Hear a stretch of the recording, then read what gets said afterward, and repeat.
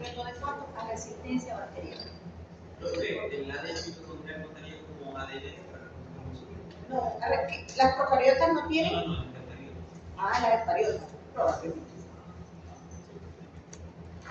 Bien, volvemos entonces nuevamente a ese material cromosomal. Yo creo que de ese lado, si necesitan ver mejor, apago un poquitico. ¿Así lo ven mejor? Ok. Adelante. Hablamos entonces que esas bacterias tienen un material cromosomal que lo llaman procarión bacteriano, que es el material que se simboliza, vamos a decirlo así, a nivel gráficamente como el material, una molécula circular de ADN que contiene esa bacteria, ¿ok? Y que le permite autorreplicarse. Hablamos de que la replicación era manifestar el genotipo y fenotipo bacteriano, ¿ok? Normalmente, el genotipo y el fenotipo se reconocen no como que altos, grandes, gorditos, sino que, como les dije, sobre todo basado en reacciones bioquímicas, metabolismos, etcétera, etcétera. ¿Okay? Y el material extracromosomal lo llaman replicones adicionales. Y entre ese material ya habíamos mencionado plásmidos, virus bacterianos, que son los bacteriófagos, y los tramposomes. ¿Okay? Que este es un material extracromosomal, como lo mencioné este joven, ellos se pueden mover de una bacteria a otra, no se replican, pero ellos son los causantes de la mayoría de las mutaciones. ¿Ok? A nivel viral o de virología también hay, por eso es que muchos de esos virus dicen que causan rápidamente mutaciones y no se puede, decir, como que contratar lo que ha pasado con el virus del coronavirus, los virus de la influenza que se mutan muy rápidamente, ¿ok? Y es debido a ese material extracromosomal. ¿Hasta aquí vamos bien? ¿Sí? Ok. Ahora sí vamos a hablar entonces de ese ADN como tal, de ese material cromosómico bacteriano. Se representa como una molécula circular de ADN, ¿ok? Y se dice que es haploide. ¿Qué significa haploide? Aquí se lo puse en rojo. Es un solo conjunto de cromosomas. Si fuera diploide, tuviera dos. En este caso, las bacterias son haploides. ¿Okay? Esta es parte de lo que son conceptos de genética que ya la vieron. No sé en qué semestre ya se ve ahora genética. Yo la vi en el primero. Ok, la vi en el cuarto. Se considera que ese material cromosómico, por supuesto, es más pequeño que las células eucariotas. ¿Qué son las células eucariotas? Las células vivas. Enterocitos, hongos, algas, cualquier otra célula orgánica, o sea, de cualquier parte del organismo. ¿Okay? Normalmente ese ADN bacteriano está difuso en el citoplasma bacteriano y es lo que denominamos nucleoide. ¿Okay? Y ese nucleoide lo han estudiado y dicen que es como una forma de gel. ¿Okay? Ribosomas casi no tienen en la presencia del nucleoide o del núcleo como lo tienen las células eucariotas. Esta es una microfotografía, ¿okay? Electrónica de una célula bacteriana X, y esto es lo que es el material de ADN cromosómico o en el nucleoide. ¿Okay? Bien, ¿de qué tamaño es ese gen bacteriano, ese ADN? Dicen que es mucho mayor que en sí que la célula. Si nosotros esa molécula de ADN la relajamos, por ejemplo, en el caso de Escherichia coli, es 500 veces más grande que la célula bacteriana en sí, ¿okay? Y corresponde más o menos a un milímetro. ¿Okay? Esto es el ADN cromosómico desarrollado, liberado. Esto es una técnica que viene del laboratorio con microscopía electrónica, donde logran desenrollar esa molécula de ADN o la llevan a relajar. Fíjense que todo este material que es tirado se ha determinado que es 500 veces más grande que la bacteria en sí. ¿Okay? Esto tiene que ver mucho ahorita con unas enzimas que vamos a estudiar también más adelante, que le permiten un papel muy importante, sobre todo a la hora de que esa célula, cuando vimos crecimiento bacteriano, la célula madre se divide en dos. ¿Okay? Entonces ahí juega un papel importante todos esos procesos bioquímicos a través de una serie de enzimas que la vamos a ver en la. Entonces simplemente es una reseña de que el gen bacteriano, ese ADN bacteriano, si lo desarrollamos, lo relajamos, muchísimo más grande que la bacteria en sí, que ya de por sí es microscópica. ¿Ok? Bien, tamaño de la molécula de ADN. Esto le recuerda también a la genética, ¿verdad? Esto es el modelo de Watson y Crick, que todos siempre decíamos, una doble hélice con enlace de hidrógeno y que va a tener las bases de nucleótido que normalmente es adenina, guanina, citosina, timina. ¿Okay? Entonces, normalmente cuando hablamos de esta molécula de ADN en bacterias se denomina número de bases, ¿okay? O pares de bases, en inglés BBB, ¿okay? Entonces, son dos nucleobases unidas por enlaces de hidrógeno. ¿Cuáles serían esas nucleobases? Mira, adenina, guanina, citosina y timina, ¿okay? También se ha establecido, esto no es pregunta de examen, pero para que entiendan cómo miden ellos, estos científicos, dicen que si una molécula bacteriana de ADN tiene 1000 bases, contiene una kilobase de adenina. Si es doble hélice, se expresa en kilopares de base. Por ejemplo, 5000 pares de base es igual a 5 kilopares de base. ¿Okay? Y estos son términos MVP, 1.000.000 de pares de base. Esto es un enredo, a veces lo vamos a ver, pero no es pregunta de examen, pero sí para que cuando ustedes puedan, los científicos o se enfocan a un solo estudio de una bacteria, pueden mencionar que esa bacteria tiene, por ejemplo, como lo vemos aquí, Escherichia coli, tiene 4.600 kilopares de base o 4.6 millones de pares de base. Vamos entendiendo hasta ahí, simplemente, es un poquito enredado,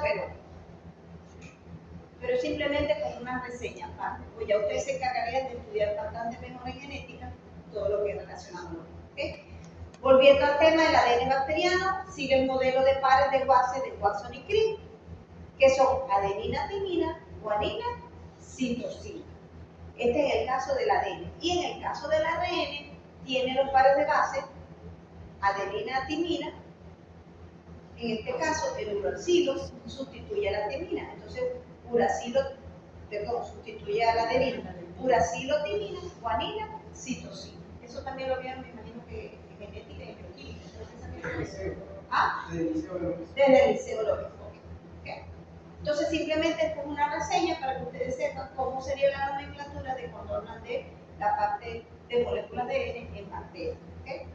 Simplemente recordar que es un modelo de Watson y Crick. Los pares de base están unidos por enlace de hidrógeno.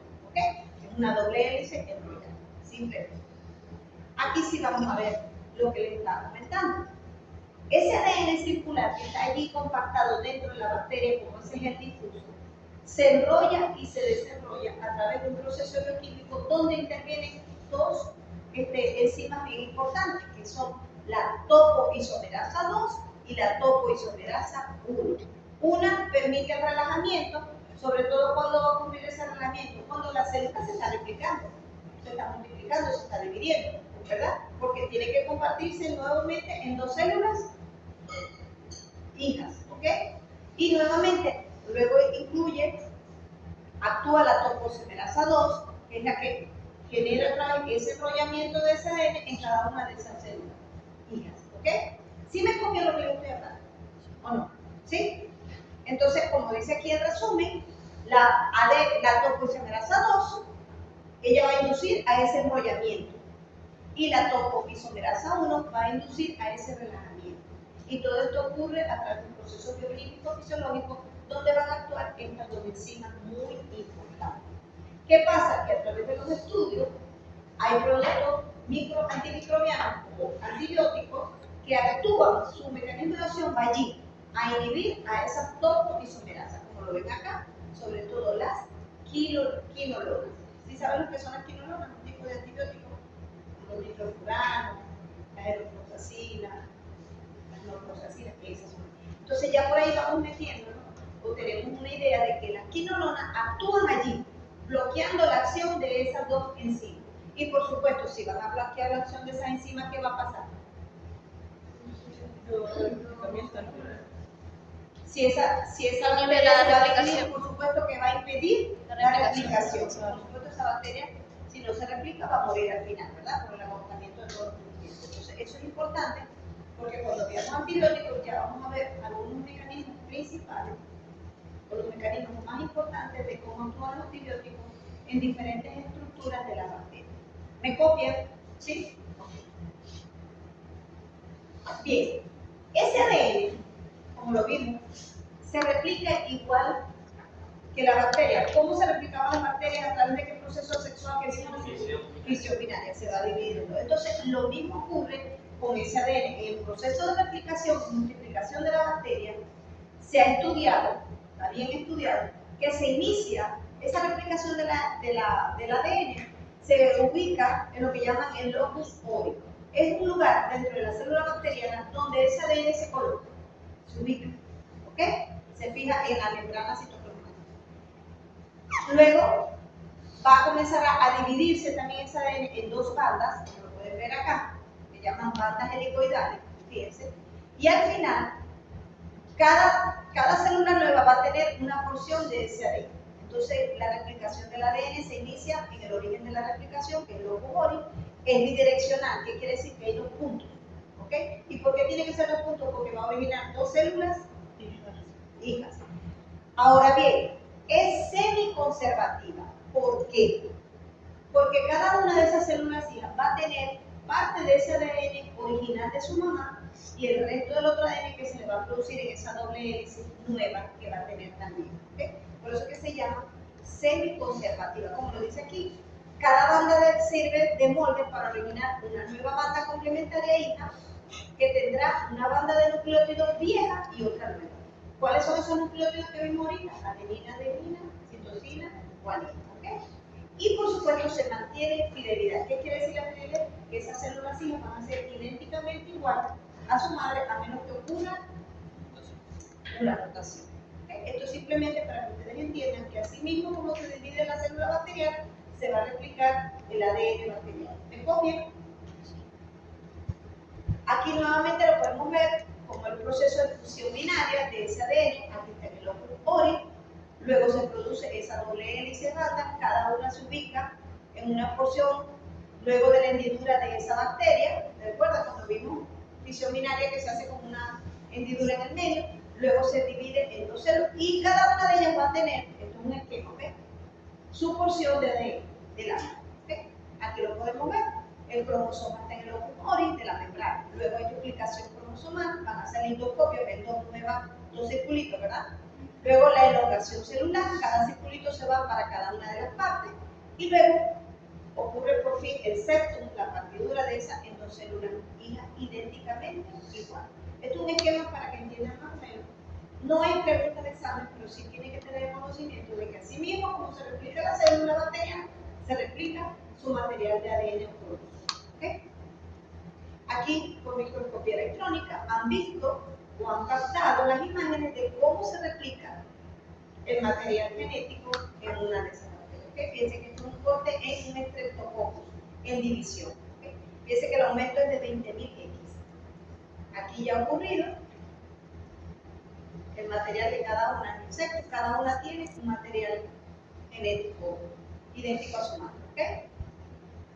Eso en cuanto a lo que es el material cromosomal. Lo vimos al principio que las bacterias tienen material cromosomal, que sería como tal el ADN y el extra cromosomal.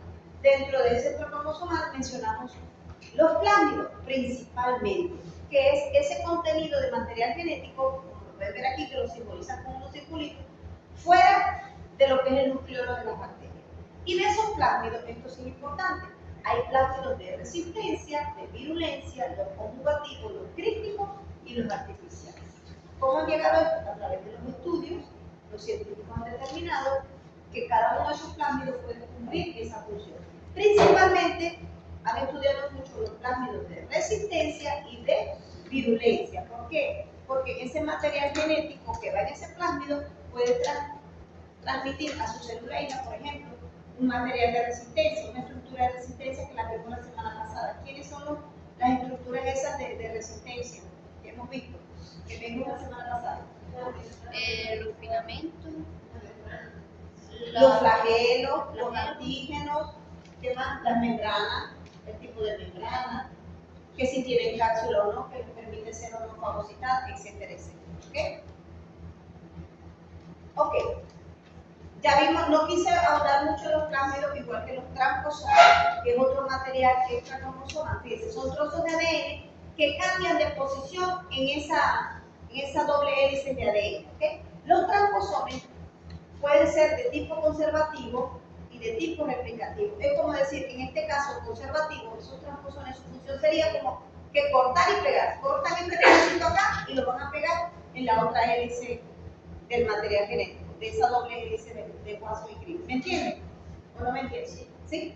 Y replicativa es copiar y pegar. Esto mismo que está idénticamente aquí, lo copia en la otra doble hélice. Este es un esquema para que sea más fácil de entender. Este es otro tipo de material extracromosomal, ¿ok? Pero es lo que vimos anteriormente, que son móviles, no se replican, simplemente son móviles, se pueden desplazar dentro de esa cadena doble hélice para un lugar a otro, en cualquier fracción de esa cadena de doble hélice, ¿ok? Entonces, cuando son conservativas es porque lo que llamamos cortar y pegar, y si es replicativa es copiar y pegar. ¿Me copian? ¿Sí? El último elemento que llamamos material extracromosomal, que sí creo que fue bien visto por ustedes en virología, es los bacteriófagos. ¿Okay? En este caso, un bacteriófago es un virus que se inserta en esa célula bacteriana, se replica en el interior de la bacteria, y al replicarse ese virus, ¿qué pasa con esa bacteria? Se estalla. ¿Okay? Entonces, en ese caso, ellos como que tienen dos, aquí lo que vemos simplemente en la estructura, el fago tiene una cabeza y una cola, todo esto es material proteico, ¿ok? Y estos bacteriófagos pueden cursar con un ciclo lítico o un ciclo lisogénico. ¿Qué quiere decir sería lítico? Ahí como lo dice. ¿Quién me lo dice? Lítico quiere decir que mata. Ajá. Entonces, ese virus penetra la bacteria, ahí se replica, rompe y ya él lleva dentro de su contenido también parte de ese material genético de esa bacteria. Entonces, allí pasa a otra bacteria y él puede transmitir parte de ese material genético de una bacteria a otra. ¿Sí me copian? Y en caso del lisogénico, ¿qué sería? ¿Quién me lo lee allí para explicar? ADN del fago se inserta en el ADN bacteriano y se llama profago. Cada vez que se replique, el ADN bacteriano lleva también ADN del fago. Piensen, en este caso, el bacteriófago, el virus, inyecta parte de su material genético a esa bacteria. Cada vez que esa bacteria se replica, va a tener entonces tanto material genético de ella en sí como de bacteriófago. ¿Sí me entienden eso? ¿Está sencillo o no? ¿Ok? ¿Qué es lo importante de eso? Que ustedes entiendan que hay un material genético extracromosomal y que mucho de este material genético extracromosomal va a ser el responsable de los cambios que pueden padecer esas bacterias, sobre todo lo que mencionamos como mutación. ¿Ok? ¿Sí? ¿Se copian? Ok. Esa transferencia de material genético por estos materiales, de estos elementos extracromosomales, puede ser por transformación también, transducción y conjugación. ¿Okay? Aquí tenemos un resumen. Por mucho que yo le ponga una estrellita allí, no es un material para el examen, pero sí quiero que lo entendamos. ¿Okay? ¿Qué pasa cuando es transformación? ¿Qué me lee? ¿Se lee? Cuando en el libro se incorpora una célula receptora igual a cambio genético. Ok, ¿qué pasó? En este caso, un virus está dentro de la bacteria, ¿ok? Ocurre la lisis bacteriana y parte de ese material genético puede pasar a otra bacteria, ¿ok? ¿Qué dice allí? Y esa parte de ese material genético va a ocurrir una transformación porque muchas veces puede tener contenido material genético de ese bacteriófago y eso va a alterar toda esa estructura de esa futura bacteria. ¿Sí me copian? Entonces hay transformación. De lo que nos mandó investigar, de lo que leí, eso vendría siendo la transferencia horizontal del gen. Ok, por eso. Ok. En cuanto a la transducción, fíjense, el ADN bacteriano se va de una célula donante a otra dentro del virus. ¿Ok? Ese virus se replica dentro de ella, también ocurre la muerte celular y ese virus contiene material genético de esa bacteria y lo pasa a la próxima bacteria que vaya a infectar. ¿Ok? ¿Sí me copian o no? Veo las caras así como que...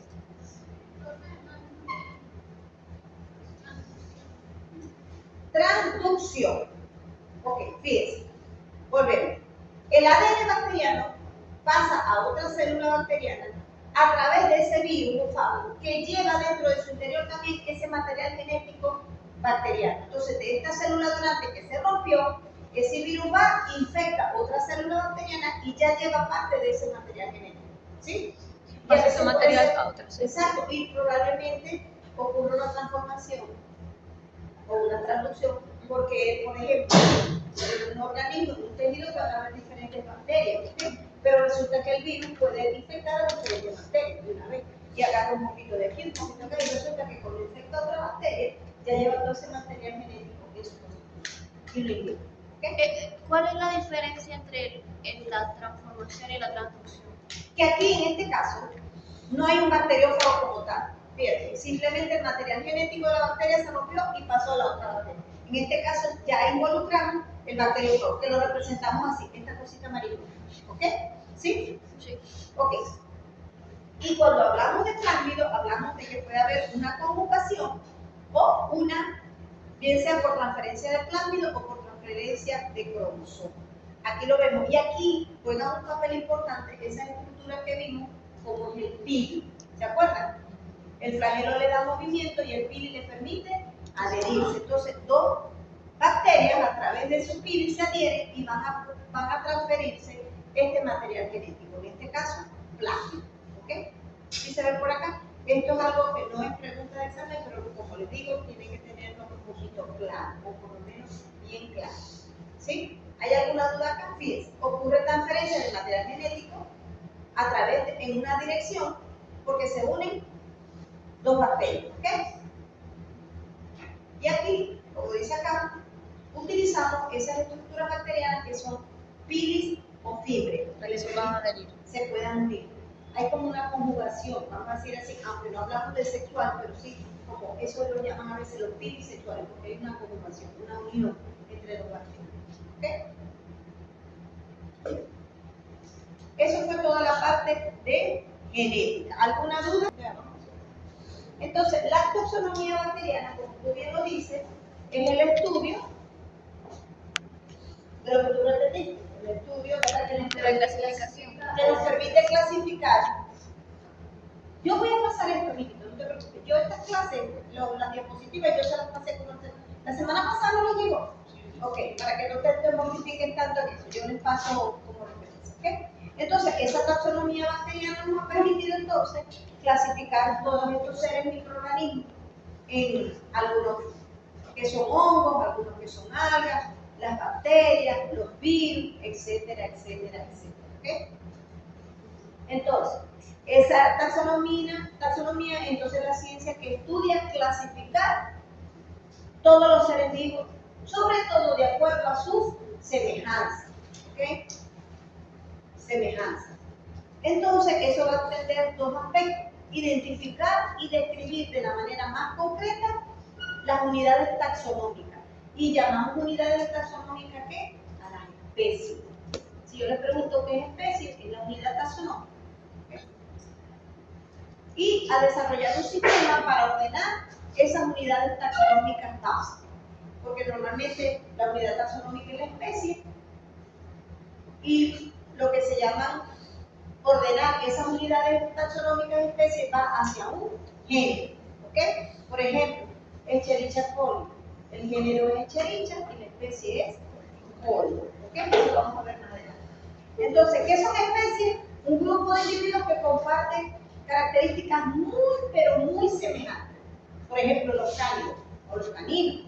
¿Okay? Una especie son los caninos. Pero entonces ahí tenemos que decir lobo, zorro, perro, etcétera, ¿verdad? Son caninos todos, de la familia de los caninos, pero después luego según las diferencias o las semejanzas que tengan, se dividen en las diferentes especies, ¿ok? En bacteriología también hablamos de especies, hablamos de cepas o clones. ¿Qué quiere decir? Que son los individuos de la misma especie. Cepa lo obtenemos a nivel de laboratorio, es un cultivo puro, lo hemos visto en las plaquitas de Petri, cuando lo hemos visto que son las colonias que tenemos allí, ¿ok? Y el clon es un cultivo puro formado de descendencia de una sola bacteria. Cuando tomamos una bacteria de esa colonia en el laboratorio y la vamos sembrando y la vamos como que segregando lo mayor posible para tener una cepa auténtica, un clon. Aunque en genética hablamos de lo que es otro tipo, lo que es el clon, ¿verdad? Hoy día clonamos animales, estamos en la tendencia de clonar humanos, que ya lo deben tener listos, etcétera, etcétera, ¿ok? Entonces, lo importante de esto es que ustedes mantengan presente lo que es especie y lo que es célula, ¿ok? Dentro de lo que es la bacteriología. La taxonomía se divide en sistemática y numérica. Esta es la sistemática, perdón, en sintomática y taxonomía como tal. La sistemática es la diversificación de los organismos vivos, tanto actuales como los que se han extendido a través del tiempo, ¿ok? Y la taxonomía como tal, que es la que se encarga de agrupar estos en diferentes escalas. Vamos desde especie, género, familia, orden, clase, división, hasta el reino, ¿ok? Esto lo vamos a ver ahorita más precisamente. No hay pregunta de examen tampoco, pero sí que a la hora de ustedes escribir el nombre de alguna especie de bacteria, tenemos que saber que siempre el género va en mayúscula y la especie va en minúscula. Por ejemplo, en Chericha, olmus. Esa E en mayúscula. Y cuando se transcribe, se utilizan letras cursivas, esas que son medio dobladitas. ¿Ok? Ok. ¿Cuál es el objetivo entonces de la taxonomía? Establecer un orden, ¿verdad?, en la diversidad biológica y descubrir las propiedades que eso a través de ese estudio muy profundo a nivel de laboratorio, que hoy día a lo mejor una bacteria está hoy en este grupo y mañana la reagrupamos en otra clase de bacterias, como vamos a ver en las enfermedades. Ya el avance tecnológico ha permitido estudiar, por ejemplo, antes X bacterias, como por ejemplo la Pasteurella mutósida, aunque no sea así, sino porque se han ido estudios mayormente más profundos, sobre todo estudiando la síntesis o reacciones químicas que ella produzca, o por el contenido de material genético o ribosómico que tenga. Entonces ya esta bacteria no pertenece a este grupo, sino que hoy día va a pertenecer a otro grupo y se llama reclasificación taxonómica. ¿Okay? Entonces, la taxonomía consiste en identificar, en nombrar, ponerle un nombre y clasificar. Identificar establece que los organismos determinados pertenecen a un taxón conocido. Nombrarlo, utilizar nombres específicos. Ya eso normalmente tiene que ver mucho con el que ha descubierto, el científico que muchas veces le coloca un nombre latino, un nombre griego, etcétera, etcétera. Ya eso lo vamos a ver también.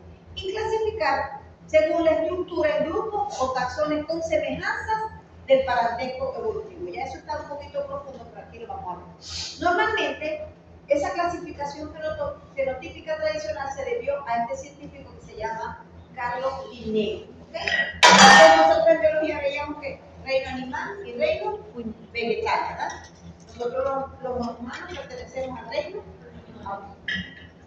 Con la evolución y el desarrollo de nuevas tecnologías, hemos visto que hoy día este sistema que agrupa estos organismos, tenemos que hay muchísimos reinos hoy día. Antes no conocía el reino animal, que ahora tenemos reino animal donde están los animales, reino plantae donde están las plantas, todos los vegetales, reino fungi donde están los hongos, el reino protozoario y el reino clorino. ¿Okay? Y tenemos tres tipos de dominio: el dominio en bacterias, donde van a estar las bacterias; el dominio eucaria, porque recuerden que todas estas especies son células eucariotas; y el dominio arcaico o reino arcaico. Entonces, un estudio sistemático de acuerdo a todas esas estructuras que tiene cada uno de esos microorganismos, que le ha permitido desarrollar estos tres dominios, y sobre todo que este dominio principal, el eucaria, que es donde estamos todos los seres vivos, tenga todo este tipo de reinos. ¿Okay? Profe, ¿qué es cromista? Yo sé que hay ahí. Fíjate, es un tipo de microorganismo que tiene ciertas características que no lo tienen los demás. Parecen unas bacterias también, ¿verdad? Pero quizás esto lo voy a averiguar, en verdad no le he prestado mucha atención, yo te voy a averiguar qué es el reino cromista, o lo averiguamos ustedes también. ¿Ok? Volviendo a esta clasificación, hablamos de tres dominios. En el cuadro que nos interesa a nosotros, el dominio de las bacterias. Aquí son, en estas bacterias vamos a meter todas las células procariotas, ¿ok?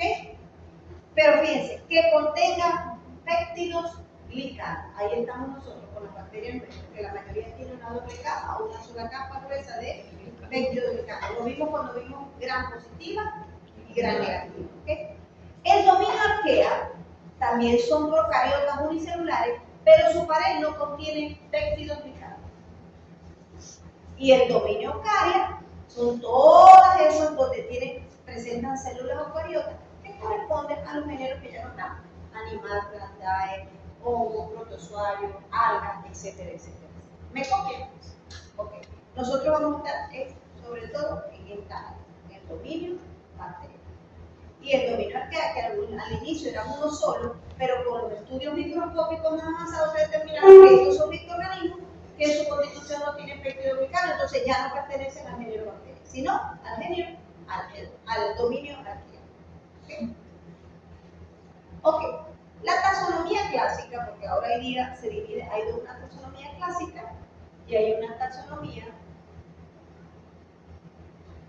numérica, que es la que hoy se utiliza hoy, que es la más moderna, ¿ok? Pero vamos a especificar un poquito en la taxonomía clásica. La taxonomía clásica se deriva de que todos los estudios que ellos han hecho, sobre todo, son en características primarias, sobre todo ¿qué? Morfológicas, si son cocobacilos, en la tinción, si son gram positivos, si son gram negativos, si son ácidos resistentes, en cuanto a estructura, que si tienen flageolos, que son móviles, o que si tienen esporas, etcétera, etcétera. En eso se basa más que todo la taxonomía clásica. Permite clasificar, valga la redundancia, esas especies de microorganismos según estas características primarias. No solamente las primarias, también tenemos características no morfológicas, como son la composición química de la pared, que si tiene más peptidoglicano, que si tiene fosfolípidos, etcétera, etcétera. ¿Okay? La composición química de la cápsula, si produce pigmentos, como lo podemos ver aquí. Hay una bacteria muy común, que es muy típico, que ella produce una coloración verde, no sé si ustedes han escuchado, la pseudomonas. Hay infecciones por pseudomonas donde ese material purulento también es un color verde. Entonces ya por ahí nos podemos orientar que eso es una pseudomonas. ¿Okay? Entonces esa es una de las bacterias que en su proceso bioquímico puede producir pigmentos. ¿Okay? También donde habitan las relaciones simbióticas, que las vamos a ver también la semana que viene, la semana más adelante. ¿Okay? Entonces seguimos que la taxonomía clásica se basa en características morfológicas, no morfológicas y también en reacciones químicas. Por ejemplo, esta bacteria requiere nutrición X, son aerófilos, son anaeróbicos, microaerófilos, etc. Se utiliza monodegradación de sustrato, qué productos de fermentación de lo que vimos en el metabolismo produce, capacidad de usar fuentes de carbono, nitrógeno, sulfuro, las necesidades de gases, que si necesitan oxígeno o CO2, o requerimientos de temperatura. Que también vimos que hay bacterias que son mesófilas, termófilas, sincrófilas. Eso lo vimos en la primera. Buenas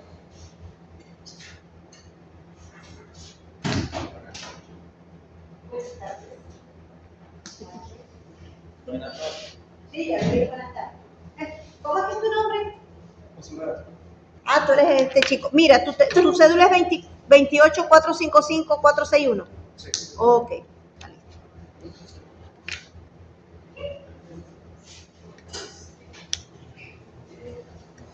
Otra característica que podemos seguir dentro de esta taxonomía clásica, que con el desarrollo de la biología molecular, hay características que le permiten, valga la redundancia, caracterizar a los microorganismos, y en ese caso esas características pueden ser qué reacciones inmunológicas, qué grado de patogenicidad tiene, y la relación guanina-citosina. Acuérdense que esos son los nucleótidos de ese doble enlace de ADN. Entonces dice que hay un porcentaje desde 20 a 80. Cuando hay una relación entre ese porcentaje del ADN genómico, podemos permitir, esa característica nos permite agrupar, por ejemplo, pueden ser del mismo género, pero son especies diferentes. ¿Sí me entienden lo que me quiero decir? O sea, están dentro del mismo género, pero con todos estos estudios de características, difieren en X o en Y características, y entonces son, por ejemplo, género Escherichia coli, pero puede haber una subespecie de Escherichia coli, etcétera, etcétera, como lo vamos a ver ahorita.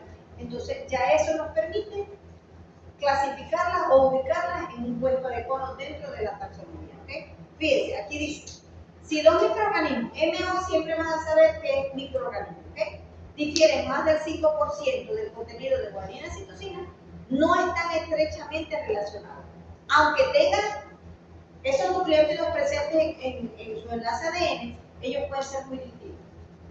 Y eso nos los ha determinado la próxima taxonomía que vamos a ver, que es la taxonomía numérica. Esta es la taxonomía que hoy día más se utiliza porque va muy profundamente al estudio ribosómico de ese ADN o de ese contenido genético de esas bacterias, y ahí es donde se ve qué cantidad o qué porcentaje tienen de adenina, citosina, guanina, etcétera, etcétera, ¿no? Entonces, esto es un análisis computarizado, lo que le permite a los científicos determinar similitudes o diferencias entre esos diferentes microorganismos, ¿okay? Y desarrollar un árbol filogenético, ¿okay? Por ejemplo, esto es un cuadrito, un pequeño gráfico, ¿verdad? Que cada color representa la relación o el porcentaje de similitud o diferencia que pueden haber entre dos especies de bacterias. Por ejemplo, si están ubicadas acá en este amarillo, hay un 20-30, este es un 30-40, este es un 40-50, etcétera, etcétera, ¿ok? De similitud. Esto no es pregunta de examen, pero para que ustedes entiendan de dónde se sacan estos gráficos de taxonomía numérica, ¿ok? Fíjense, esa taxonomía numérica permite la clasificación filogenética, desarrollar un árbol filogenético que al final lo vamos a ver, que fue el que vimos al principio de la clase. Entonces, para clasificar filogenéticamente una bacteria hay tres técnicas: la secuenciación, hibridación y ribotepiaje, que es la más utilizada. Esto es genética, no se lo voy a profundizar, pero simplemente que entiendan que la secuenciación es ver el estudio y comparar la secuencia de nucleótidos entre dos bacterias, cómo va en diferentes determinados genomas. ¿Okay? De ese doble hélice voy a cortar aquí, entre esta bacteria y esta bacteria, y voy a ver si tienen la misma secuencia adenina, timina, guanina, citosina y en qué porcentaje. ¿Sí me copian? Okay. La hibridación es a través de una radioactividad, marcan, ¿okay? Bien sea un pedacito del segmento de ADN o ARN, ¿verdad?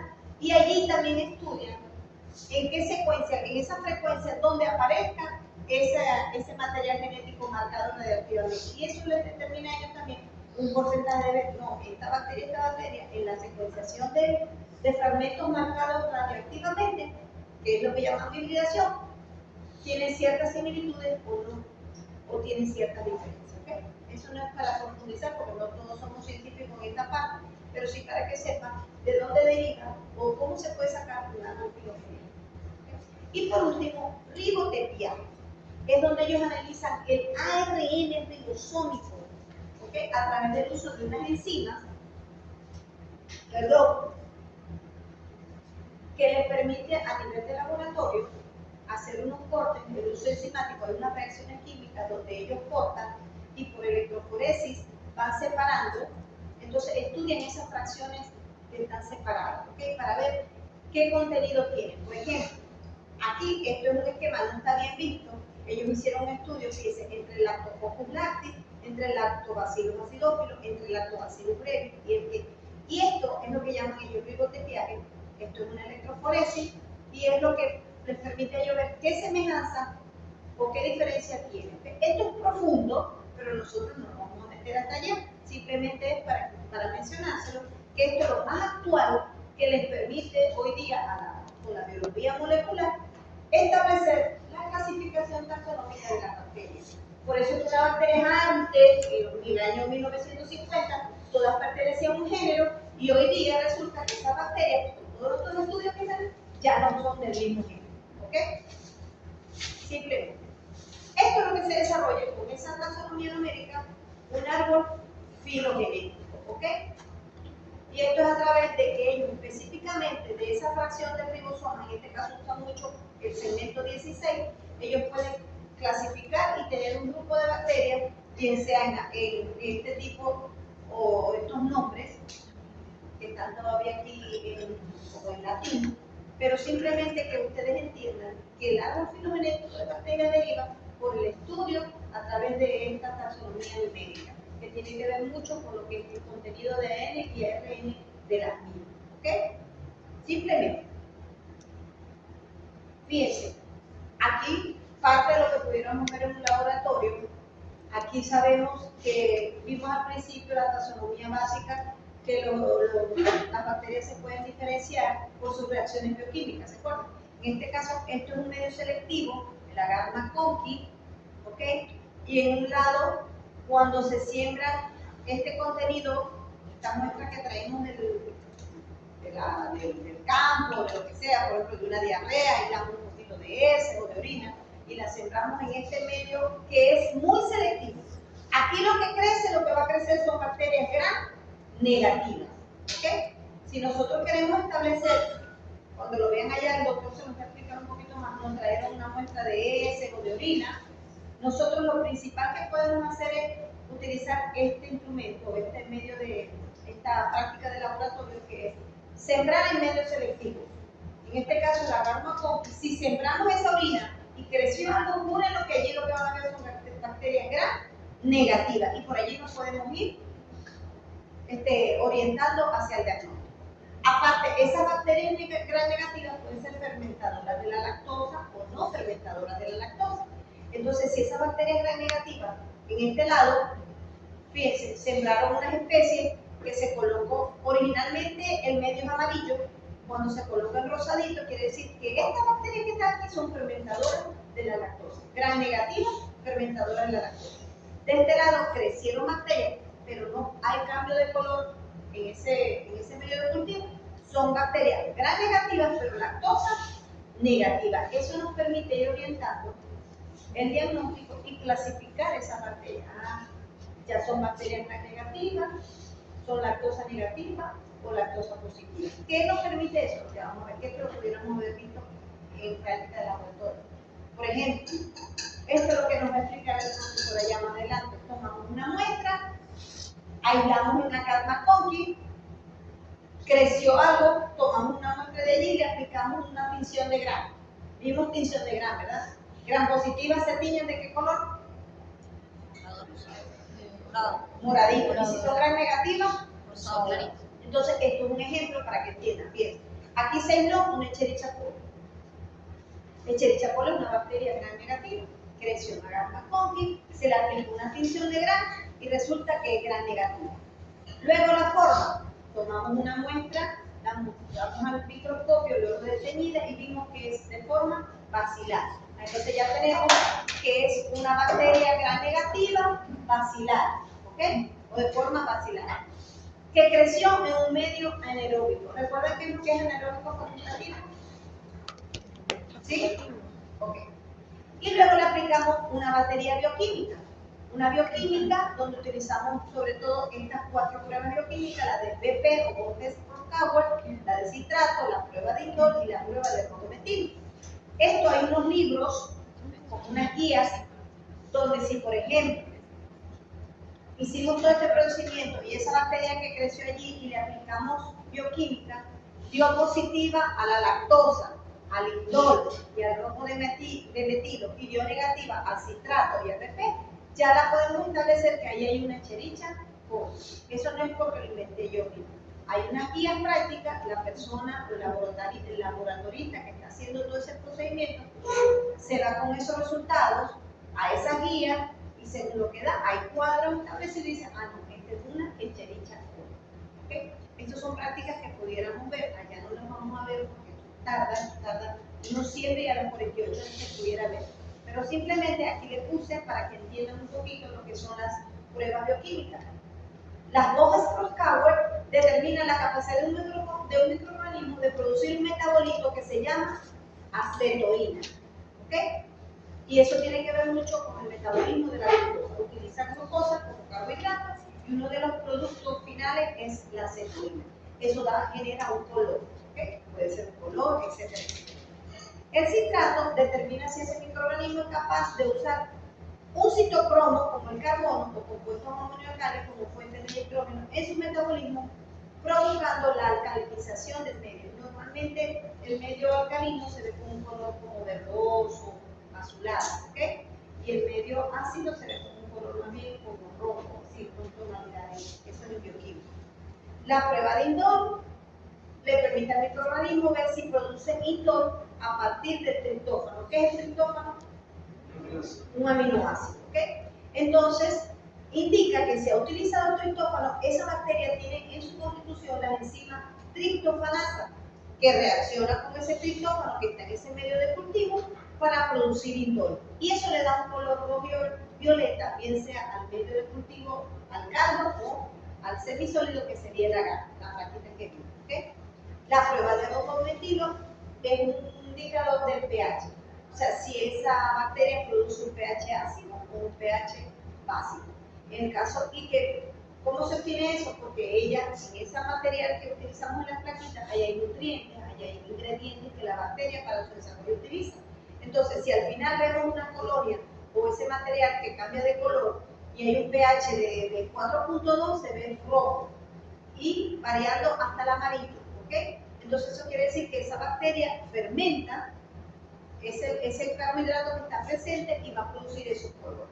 No profundizo mucho de esto porque esto sí sería material de práctica que pudiéramos hacer, pero aquí no las hacemos. De todas maneras, yo tengo en mi email las prácticas que se deberían ver. El que las quiera, las tenga, pero como no son demostrativas, no podemos, para que entendiéramos mejor. Pero esto es lo que normalmente llamamos una batería de bioquímica. Son las pruebas bioquímicas más comunes que aplicamos a toda muestra que traemos del campo, de orina, de sangre, de algún contenido purulento, de algún contenido estomacal, etcétera, etcétera. Entonces, dentro del laboratorio aplicamos estos pasos. ¿Ok? McConkie, tinción de Gram, vemos al microscopio si es forma basilar o cocobacilar, si creció en oxígeno o no, y esta batería de bioquímica, que son normalmente estas 4 pruebas. Allá en bioanálisis el profesor nos va a explicar, ya tiene unas muestras listas, ya ustedes van a ver cómo es originalmente y cuando se entró, qué color cambió, si produjo gas, etcétera, etcétera. Eso sí lo vamos a ver al final allá, como demostrativo. Les digo, no lo podemos hacer porque uno siembra a las 48 horas que ese material que está en su incubación, vamos y volvemos a las prácticas y lo volveríamos a hacer. ¿Ok? Pero no tenemos acá ese material.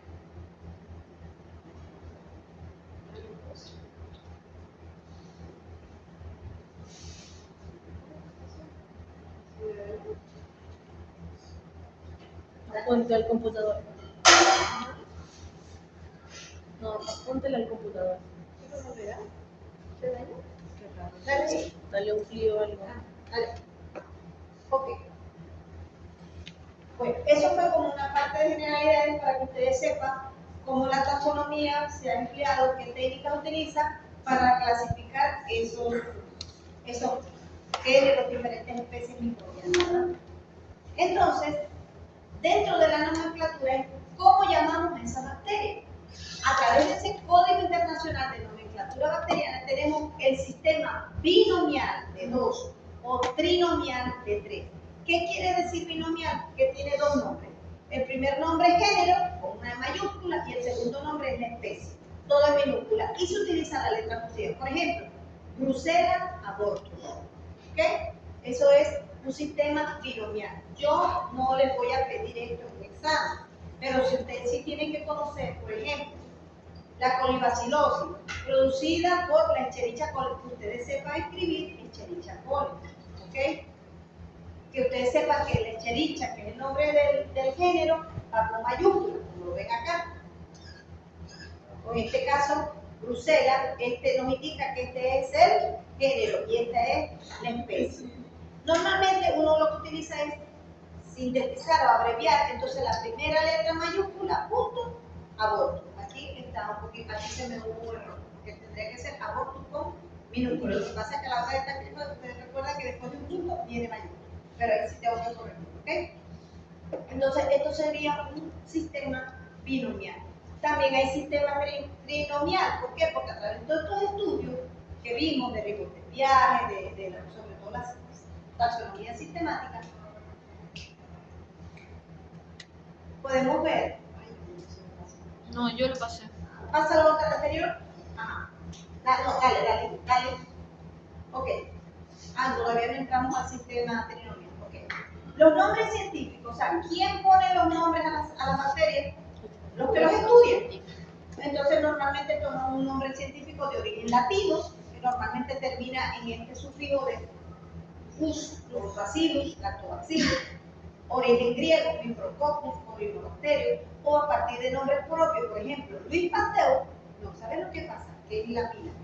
Luis Pasteur descubrió esta bacteria y la llamó Pasteurella, y Albert Neisser descubrió la Neisseria y entonces le llamó Neisseria porque viene de su apellido, así como los huracanes. Ustedes saben que los huracanes llevan nombre normalmente por el que el meteorólogo que lo va a pronosticar, ¿ok? Algo parecido sucede con la bacteria, ¿ok? Vamos a ver si pasa, tú a ver, ¿ok? Otros tipos de nombres, como tenemos en este caso el nombre científico, y también podemos tener un nombre informal o común. Por ejemplo, la Neisseria meningitidis, el nombre común es meningococo, ¿ok? En otro caso, tenemos nombres científicos, por ejemplo, el Mycobacterium tuberculosum, el nombre común es el Bacillus tuberculosis o el bacilo de Koch, también lo dice. La Neisseria gonorrhea, el nombre común, gonococo. El Corynebacterium diphtheriae es el bacilo diphtheria. Y el Streptococcus pneumoniae normalmente es el neumococo, que es una de las infecciones bastante a nivel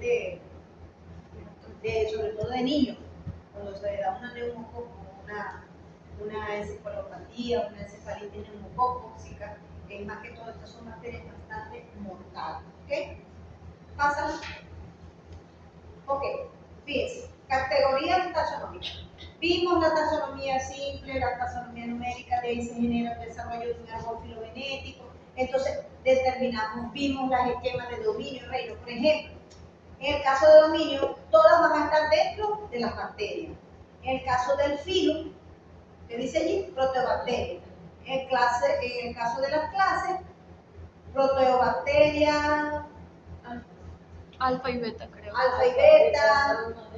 Exacto. En el orden, cromatiales, tiocales, no pasa que no conseguí muy bien esa gráfica. Pero normalmente las comenzamos a estudiar de la familia para abajo, ¿ok? Entonces, por ejemplo, al orden le colocamos un sufijo que se llama ales. Entonces, por ejemplo, las enterobacterias pertenecen al orden de las enterobacteriales. ¿Sí me copian? Ok. A la familia se le agrega un sufijo que se llama aceae. Entonces, esas enterobacterias que están dentro del orden de las enterobacteriales, la familia se llama Enterobacteriaceae, ¿ok? El género, por ejemplo, aquí tenemos género Enterobacter, Escherichia, Klebsiella, Proteo, Salmonella, Serratia, Shigella, Yersinia, etc. Pero entonces, en el género, por ejemplo, la Shigella, y tiene diferentes especies. Por ejemplo, como la pueden ver aquí, Shigella body, Shigella dysenteriae, Shigella flexile, Shigella sonic, ¿sí me entienden? Lo importante de esto es que si el sufijo termina en ales, estamos hablando de que es el orden de esas bacterias, donde las buscamos. El Aceae es la familia, y ya el género, la mayúscula, la primera letra, y la especie, la minúscula, y normalmente las escribimos en letras cursivas. ¿Estamos claros? También tenemos la designación de subespecies. Por ejemplo, hablamos del sistema binomial, género y especie. El trinomial es género, especie y subespecie. Por ejemplo, Lactobacillus casei, subespecie ramosus. ¿Ok? Campylobacter fetus, subespecie venerealis. ¿Ok? Staphylococcus aureus, subespecies aureosus. Y normalmente se escribe así.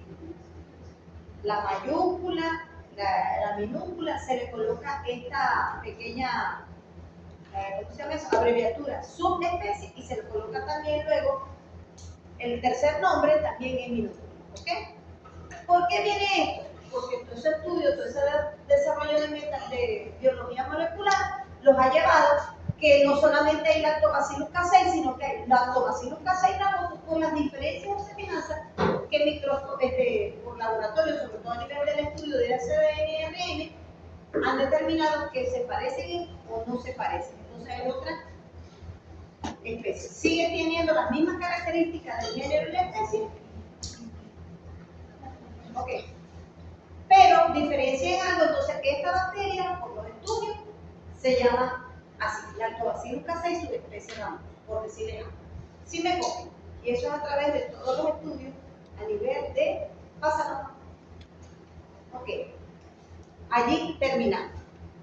¿Alguna duda? ¿Alguna